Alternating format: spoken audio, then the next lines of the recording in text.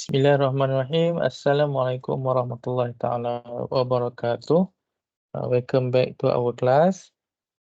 Let us begin our class with Ummul Kitab Al-Fatihah. A'udzubillahi minasyaitonir rajim. Bismillahirrahmanirrahim. Ar-Rahmanir-Rahim.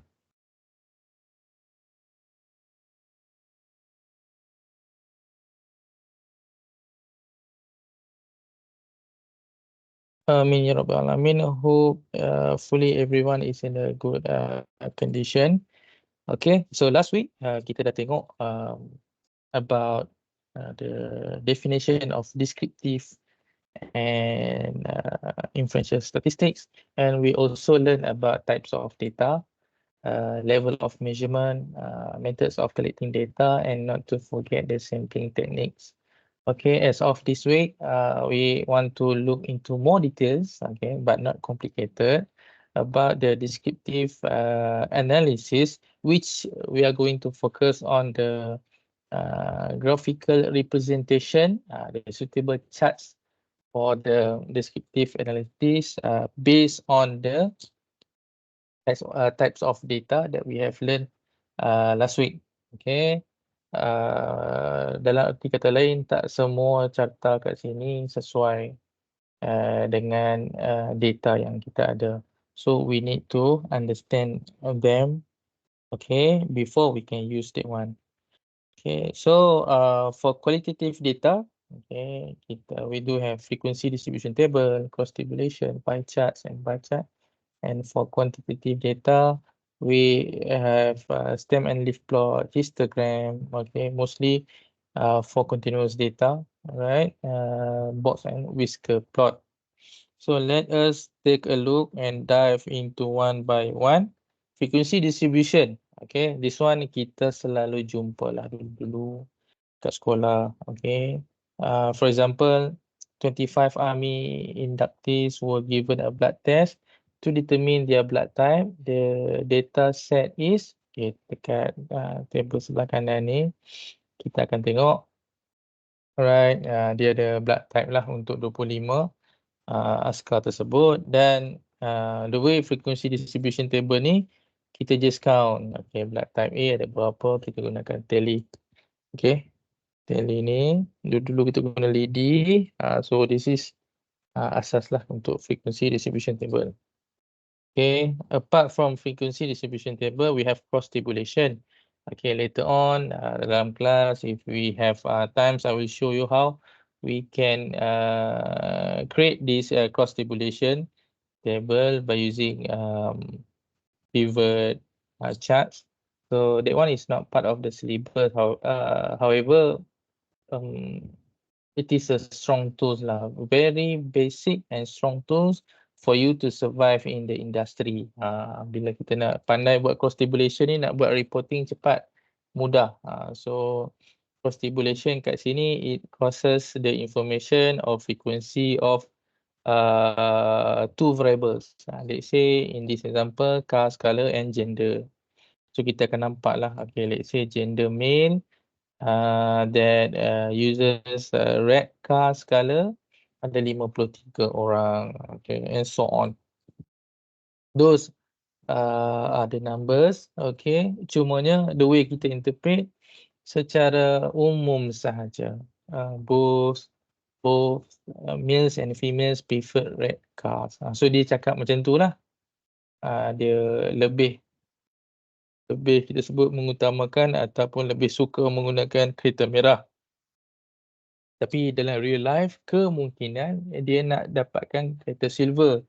Okay, tapi susah dapat production, tak sempat nak hasilkan sebab demand terlalu tinggi. Jadi alternatif yang ada, okay, maybe dia tak apalah, ambil lah kereta merah. So it could be different from what we perceive. So that's why kita sebut dia sebagai descriptive. Kita tengok on the surface sahaja without any statistical evidence for that. Okay, sekadar jumlah. Okay, apart from cross tabulation, we have bar chart. Okay, macam tadi kita tengok bar chart ni untuk qualitative data lah. Just now we have blood type of an army.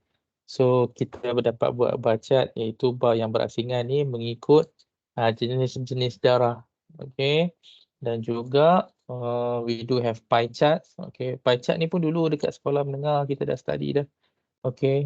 Percentage of frequency is actually frequency of each blood type. For example, okay, divide by total frequency times 100, and you can also get the percentage or get the angle of that pie chart by using the frequency given.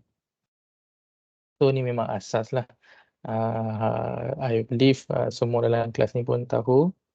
Okay, maybe yang jarang sikit kita jumpa adalah stem and leaf plot. Okay, so actually it is a basic tools also to determine the skewness of data.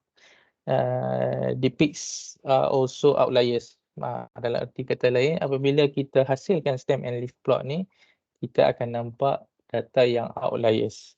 So outliers ni apa? Outlier ni adalah extreme value. Contohnya, ketinggian average student lelaki di dalam kelas adalah di antara 165 cm ke 175.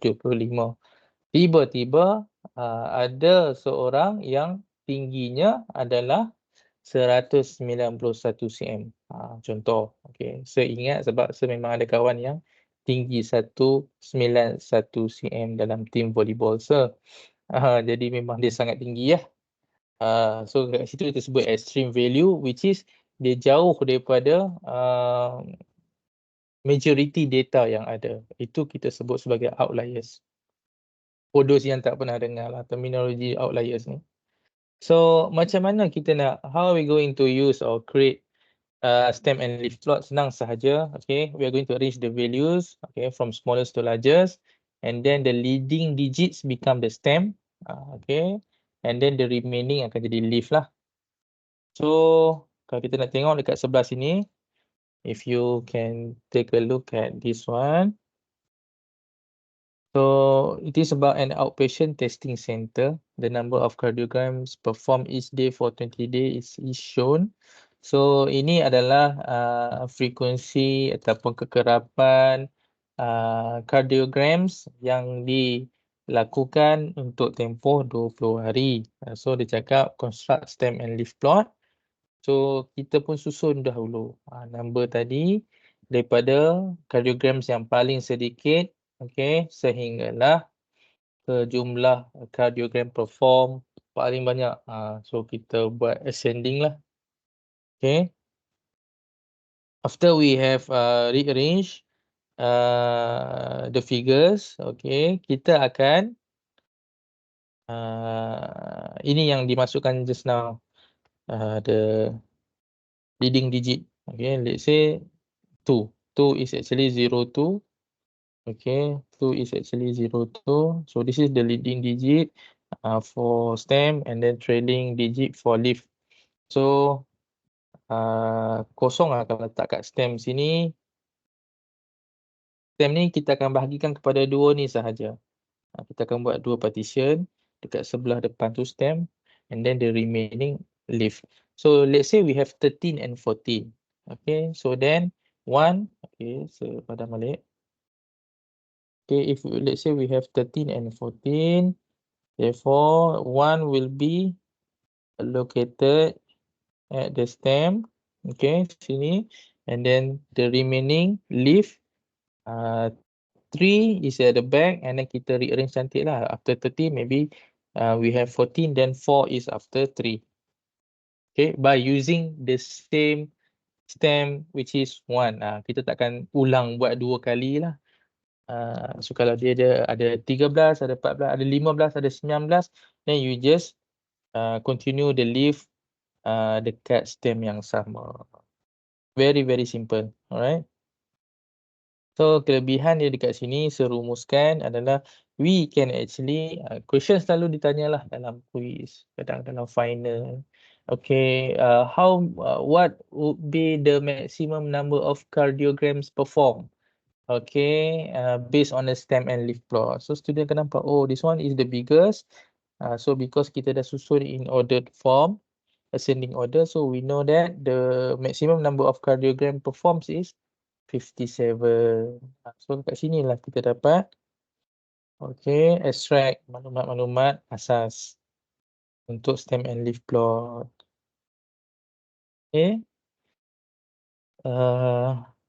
On top of stem and leaf plot, among the most common kita sebut most common representation adalah histogram. Yang ni yang selalu kita confuse. Ada data continuous pergi buat bacat, ada data kualitatif pergi buat histogram. Okay. So histogram ni adalah alternative initial tools to determine the skewness of data. Functionnya sama juga dengan stem and leaf plot.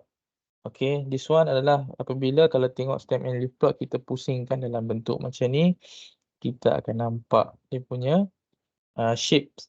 Okay, kita akan nampak dia punya shape. So same goes to histogram. Nampak macam bacat tetapi kita letak rapat. Sebab barnya adalah menggunakan continuous data. So semua ni, okay, from time to time kita akan find times lah. And also kita ada banyak reference lah untuk perform this tersebut charts using SPSS. Okay, so sangat-sangat senang. SPSS ni is kita sebut statistical tools yang clickable, lagi laju, yang mana akan membantu student dalam group project. Okay, so this is the histogram. Nampak bar dia pun rapat-rapat. Okay. Vertical axis dia merujuk kepada ketinggian histogram tu adalah frekuensi. And maybe kalau dia ada group data, kita akan nampak lah dia punya class boundaries dan sebagainya dekat horizontal axis. Okay. Selain daripada histogram, kita ada juga box and whisker plot. Okay. Box and whisker plot pun function dia sama. Nak tengok skewness. So skewness of data ni kita akan sentuh lebih detail pengiraannya dalam next part under descriptive statistik ni. Okay, so basically untuk box and whisker plot ni bentuk dia macam ni. Kita boleh tengok outliers, alright. So kita akan nampak 3 jenis box and whisker plot after kita plot that data. So ada yang right skew. Right skew ni maksudnya kita akan nampak long tail dekat sebelah kanan. Kalau kita lukis pun sebenarnya dia macam tu. No skewness maksudnya dia adalah symmetrical. Okay. Kalau skew to the left, dia akan jadi macam tu. Itu dari segi representation lah. Kalau kita nak kaitkan dengan line pada histogram dan juga line pada stem and leaf plot. Okay. Bendanya adalah bertujuan yang sama untuk to detect ataupun to identify skewness. Okay. So kita ada 3 lah. Kita ada stem and leaf plot, histogram dan juga box and whisker plot. So kita tengok dari segi ciri-ciri kriteria to draw. Jarang lah, tapi kadang dia minta juga tak draw. So pun tak ingat kita tengok boleh pas here. Usually kita kena interpret lah based on the diagram given. So let's say we have 7 games. Okay, tak kisahlah games apa-apa. This is an example. And then we have 10, we have points for each game. Okay, first game 10, second game 17. So we were asked to draw a box and whisker plot. So sama sahaja dengan step pada stem and leaf plot. Kita akan rearrange dulu, okay, numbers from ascending orders lah, kecil ke besar, right? And then kita akan tengok lower extreme value. Lower extreme value tu maksudnya the lowest numbers from our data, and upper extreme meaning that the highest value. Median is the tengah-tengah lah. Kalau data kita ada 7, so penengahnya adalah data yang keempat. So lower quartile meaning that, okay, tadi kita ada data penengah, let's say 17. So our lower quartile is 5, 10 and 16. So the center of that lower quartile is the figure for the lower quartile. Kalau kita tengok pula upper, okay, maksudnya lebih besar daripada 17 because 17 is our median. Okay, kita tengok ada figure 18, 20 and 32. So pendengarnya untuk this part adalah 20. Macam itulah. Senang sahaja. So kalau nombornya total jumlah data kita ada ganjil ataupun genap, that one kita akan tengok dalam second part lah of this descriptive. Okay, so secara mudahnya begini. And then if we take a look at our shapes of box and whisker plot, okay, kita nampak ni kalau saya boleh pusing, tak boleh pusing dekat sini kalau kita boleh rotate, kita akan nampak minimum ni, okay, tapak paling bawah ni adalah indicate the minimum value. Kalau lah dalam tutorial dia suruh kita lukis, so the lower extreme value tu adalah tapak yang bawah tu. And then upper extreme value adalah indicate the maximum value. Okay, kemudian mediannya adalah dekat bahagian tengah yang 17 tadi. So dia kena selari lah dengan frekuensi kat sebelah ni. Tetapi pun dapat dihasilkan box and whisker plot ni using SPSS. So from now on dah kena start explore SPSS sebab dia sangat-sangat senang. Data exploration and descriptive analysis is very easy using SPSS. So tak perlulah lukis tangan dalam report tu. Kalau ada lukis tangan tu tak payahlah, kita dah ada software kan, boleh explore. Okay. So itu adalah ciri-ciri untuk box plot ataupun nama penuhnya box and whisker plot. Alright. So after we have identified the suitable graphical representation for our data, so next is we want to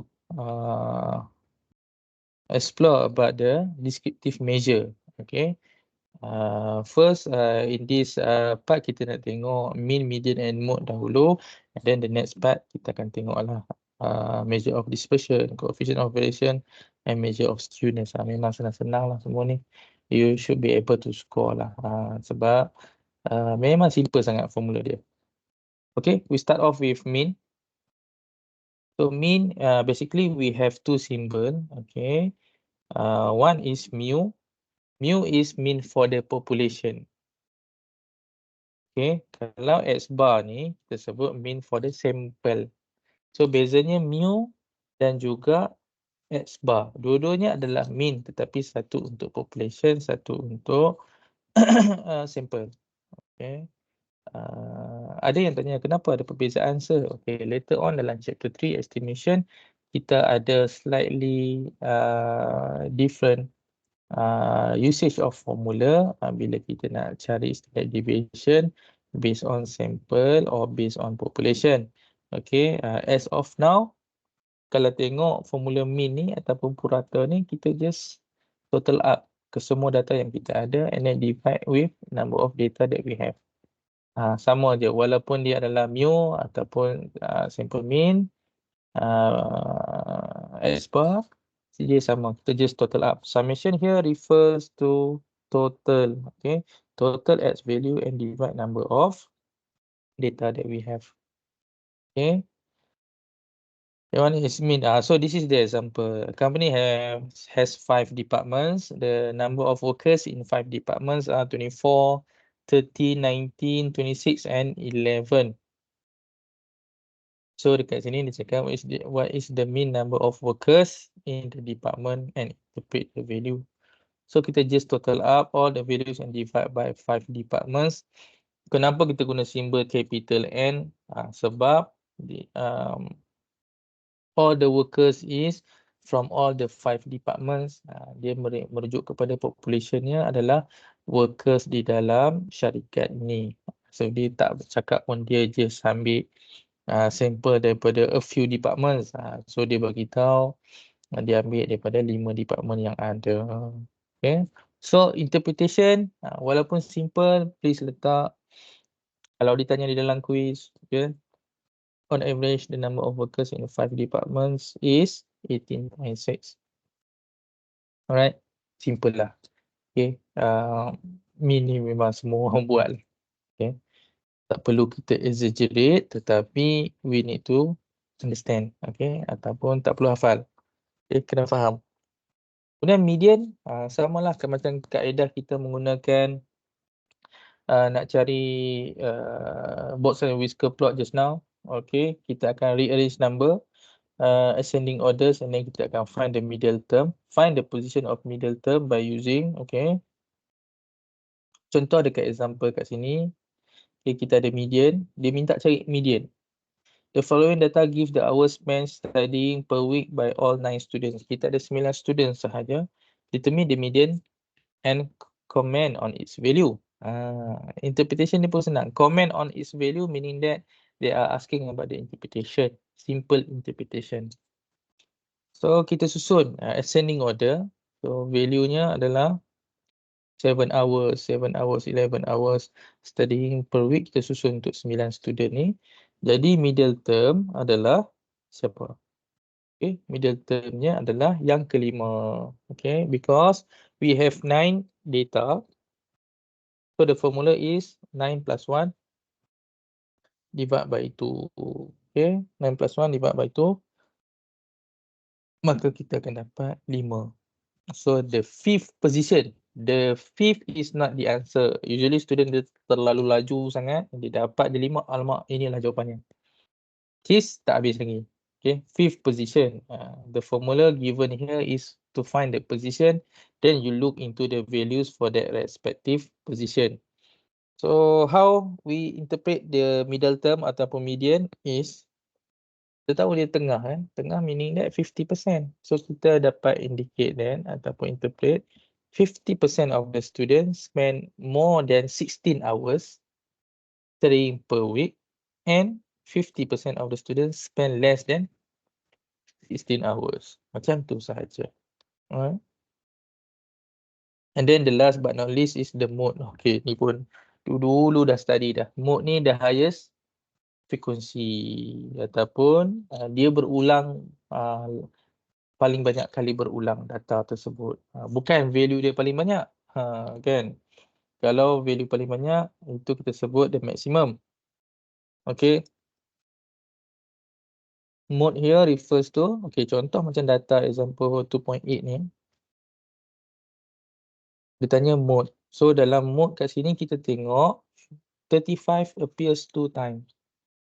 Itu masuk mode. Okay. The value most occur often in a data set.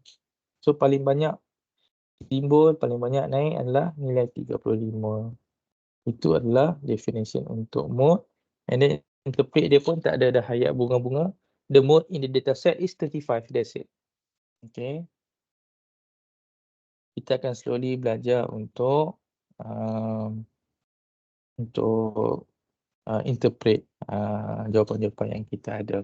So which is itu yang sebenarnya diperlukan di dalam pekerjaan nanti.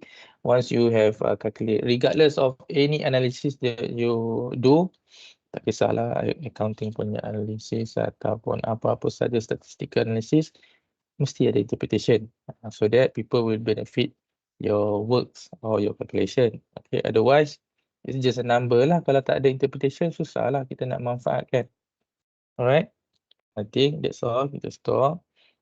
Later on kita akan sambung part seterusnya to explore the remaining of descriptive measure, which include range, ni pun senang, standard deviation and variance, and also percent coefficient of skewness.